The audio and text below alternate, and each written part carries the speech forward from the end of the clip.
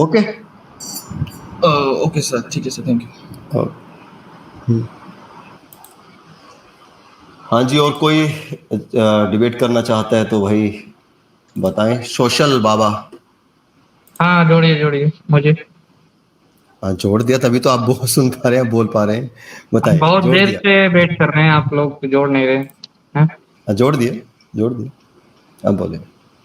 आपका ये जो टॉपिक है ना कि सनातन में साइंस है कि नहीं, ठीक है। है कि नहीं, साबित तो करें हम। सीधा टॉपिक ये है हाँ, कि साबित। ठीक है, तो हम बता रहे हैं ना, आप उसको गलत साबित करिए। हमारा जितना भी 5-6 पर्सनालिटी का बारे में बताएंगे जिन्होंने कुछ ना कुछ कंट्रीब्यूशन किया है, या तो मैथमेटिक्स में या तो साइंस में, तो वो चीजें आज उसका एग्जाम्पल दिया जाता है कहीं भी हो। जैसे ब्रह्मगुप्त को दिए थे क्वाड्रिलेटरल से रिलेटेड फार्मूला, और उसका पूरा वो उन्होंने मैथमेटिक्स बताया उसका, ठीक है। उसके बाद आ जाइए आपका ये, इनके बारे में तो आर्यभट्ट के बारे में सभी ने सुना ही होगा। आर्यभट्ट जी थे, उसके बाद सुश्रुत जी थे, चाणक्य जी थे, और अभी 19th सेंचुरी में आ जाइए आप, रामानुजम जी थे, जिन्होंने मैथमेटिक्स का ऐसी थ्योरी सॉल्व की जो आज स्ट्रिंग थ्योरी में भी यूज हो रहा है। तो आप कैसे कह सकते हैं कि सनातन से रिलेटेड साइंस नहीं है, या साइंस भाई में वाले इनकी जो भी खोज थी उसका सनातन से क्या लेना देना, मेरे को वही ना बता दो। आप जानते नहीं कि रामानुजम जी सनातन से पूरा रिलेटेड थे, उनको भाई रात में सपना नहीं, आता। इंसान की बात नहीं कर रहा मैं। आप बात को समझे थोड़ा ध्यान से। मैं इंसान की बात नहीं अरे कर रहा, मैं कह रहा आपने हूँ। पूरी बात सुनिए ना मेरी। आप ये रामानुजम जी को सपना आता था देवी जी अरे का, सोशल बाबा ज्यादा जोर मत लगाओ यार, इतना बात उछलिए को थोड़ा मत। ध्यान से समझा करो। बात को जो कह रहा है ना कोई बंदा, आप जैसे लोग रोज आते हैं यहाँ पर, जो मैं बोल रहा हूँ उसको थोड़ा ध्यान से दिमाग पर जोर देके समझो मैं क्या कह रहा हूँ। उन्होंने जो खोज की, उन्होंने जो भी इक्वेशंस दी, उन्होंने इनकी जो भी खोज थी ब्रह्मगुप्त जी की या आर्यभट्ट जी की या रामानुजम जी की, उनकी खोज का सनातन से क्या कनेक्शन है, मुझे इतना बताए। वही तो बोल रहा हूँ, आप सुनेंगे तब ना बताऊंगा मैं। हाँ बताओ। रामानुजम जी जब उनसे पूछा जाता है कि आप ऐसा चीजें कैसे कर लेते हैं, इतनी बड़ी बड़ी चीज, तो उन्होंने बताया कि मुझे देवी जी का सपना आता है रात में कि ये ऐसे करना है। तो कनेक्शन हुआ ना? नहीं हुआ। क्यों नहीं हुआ? कैसे कनेक्शन हो गया? क्यों? अरे वो पूजा पाठ करते थे देवी जी का, तो देवी जी उनको सपना दे रही है, तो एक तरह से वो उनको अध्यात्म की पावर मिल रही है। ऐसी कोई पावर होती नहीं है, वो उनका तो फिर वो काबिलियत खुद थी। बोल रहे थे ना। देखो उनके बोलने पे से नहीं होता ना भाई। कोई आदमी डिल्यूजन में है तो उसका क्या करोगे आप, कैसे पता करोगे? इतने बड़े मैथमेटिशियन हैं, उनको आप डिलीजन में बोल रहे हैं। हाँ देखिए मैं आपको एक मूवी बताता हूँ, द ब्यूटीफुल माइंड, है ना, नोबेल लॉरिएट है वो बंदा भी। अब वो मूवी देख के समझ नहीं, जाएंगे। देखिए, आप किसी स्टेट ऑफ माइंड को गलत बोलेंगे, किसी को सही बोलेंगे, ये भी तो ठीक नहीं है ना। सारे स्टेट ऑफ माइंड अपनी जगह पे। आपका सोशल बाबा सुनो, सोशल बाबा एक बात बताओ भाई। एक आदमी है और वो पूजा पाठ करता है और उसने कुछ खोजें की है और वो अपने धर्म से भी बड़ा प्यार करता है। जैसा कि एक परंपरा भी रही है कि भाई आज बैठ कर कोई पंडित किताब लिखता है और उसका श्रेय वो किसी किसी ऋषि को दे देता है। ये यहाँ पे परंपरा चली आ रही है। ऐसी बात नहीं है, पंडित बड़ा दिमाग लगाते हैं भाई के कुछ ना कुछ खोज के लाएंगे और वो उसका श्रेय दे देंगे कृष्ण भगवान को, राम को या देवी को। ये चलता है ना, यहाँ पे ग्रंथों में है ना। ये किताबें किसने लिखी मुझे ये बताओ? भगवान के मुंह से टपकी या किसी बंदे ने लिखी? मुझे बताओ। चलिए यहाँ से स्टार्ट करते हैं। किताबें तो सर, कोई एक मैं बोल देता हूँ। एक सेकंड सौरभ जी, हाँ बताओ। हाँ जी, किताबें किसने लिखी? किताबें तो कोई मनुष्य ने ही लिखा होगा, ये तो मनुष्य ने लिखी ना। मनुष्य ने लिखी। किताबों के अंदर क्या लिखा कि ये भगवत वाणी है, भगवान के मुंह से टपकी है। किताब के अंदर ये लिखा हुआ है ना। किताब मनुष्य लिख रहा है और क्या कह रहा है वो कि ये भगवत वाणी है। तो ये क्या हुआ? नहीं, तुम सारी किताब की बात थोड़ा कर रहे हैं यार। जो किताब बकवास लिखा है तो उसको मत मानिए। नहीं, आपने मान लिया ना कि किताब इंसान ने लिखी और नाम डाल दिया भगवान का। तो यही चीज लागू होती है कि भाई खोज की या कैलकुलेशन की रामानुजन ने और उसका श्रेय दे दिया देवी को। ये हो गया ना क्लियर आपका? नहीं, तो वो आप एक तरह से उनको मान रहे हैं कि वो मानसिक रूप से क्या भी बोले थे, तो उस हिसाब से मैं मानसिक रूप से धार्मिक बोल रहा हूँ। आपको पता है ये जो इसरो के साइंटिस्ट हैं भाई, वो नकली का रॉकेट लेके गए वहां पे बालाजी में चढ़ाने के लिए, ठीक है? तो क्या वो बालाजी ने रॉकेट बना के दिया क्या उनको?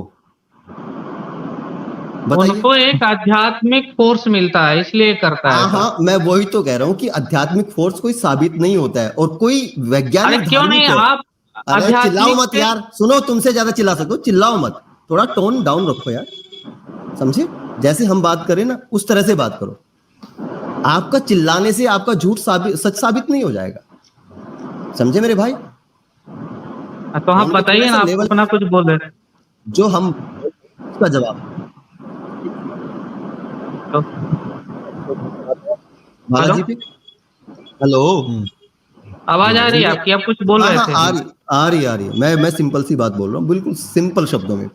एक साइंटिस्ट है, वो रॉकेट का खोखा चढ़ाता है बालाजी पे, और वो रॉकेट पहुंच जाता है चांद पे, जो असली वाला रॉकेट है चांद पे।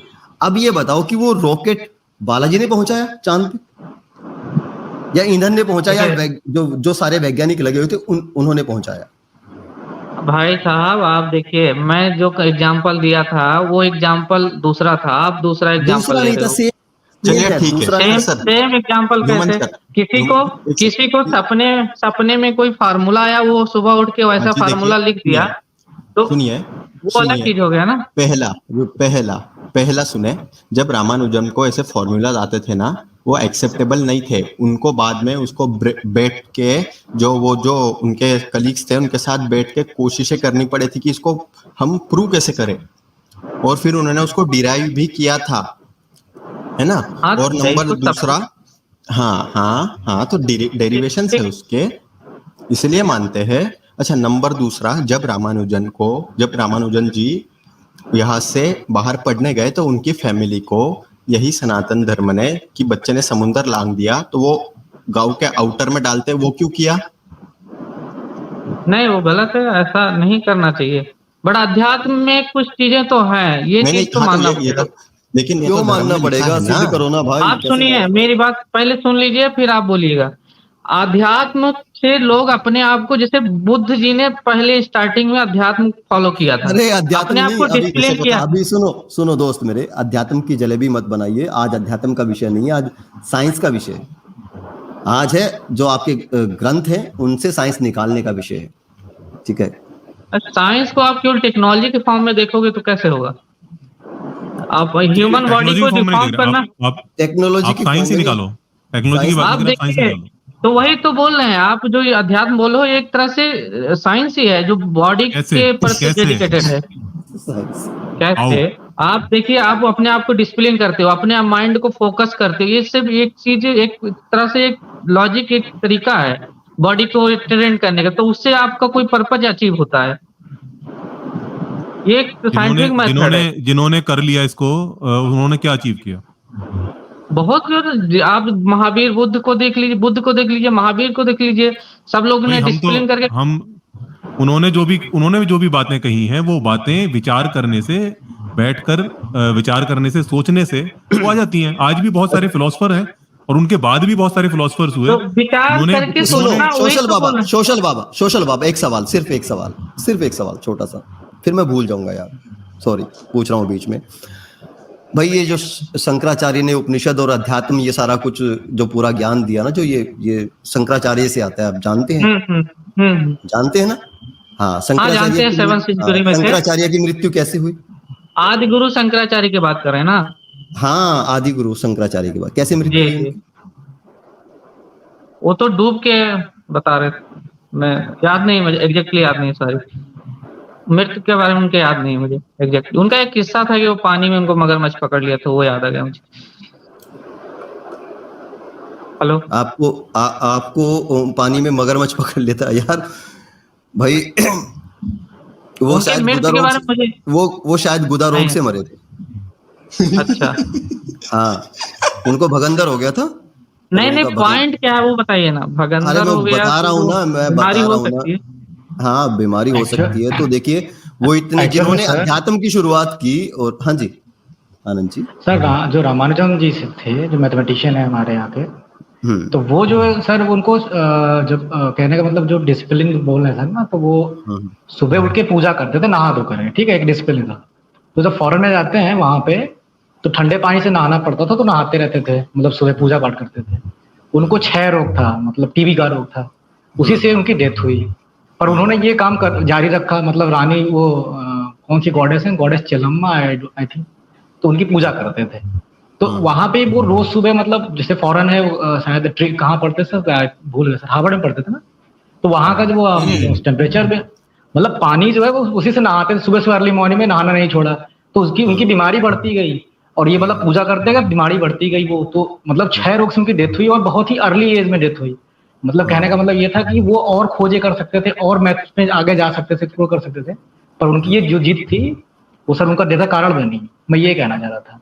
तो यहाँ पे जो सर ये बोल रहे हैं ना अध्यात्म की बात जो कर रहे हैं, मतलब आप उनके जीवनी को पढ़िए, मतलब जो सर बात कर रहे हैं अभी, तो वो जैसे एक डिसिप्लिन है या वो अध्यात्म की बात हुई, तो वो मतलब 37 या 36 की ईयर में उनकी डेथ हुई। 37।